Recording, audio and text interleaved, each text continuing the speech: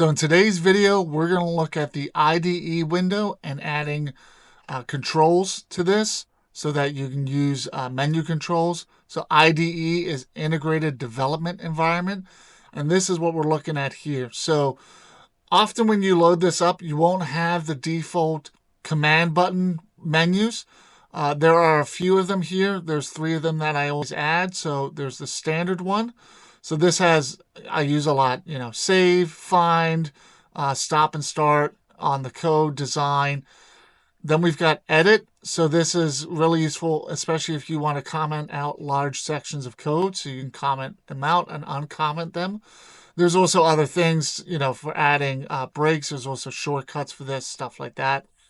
And then the last one is when we add it, debug.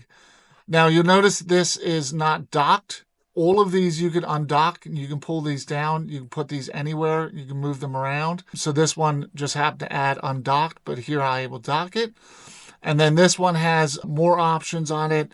It's got some of the similar stuff as the main one with play and design and pause, but it's really useful to have all these things there. So you've also got watch and quick watch, stuff like that. So if you wanted to add something to the watch window, you can just do it through that instead of right click.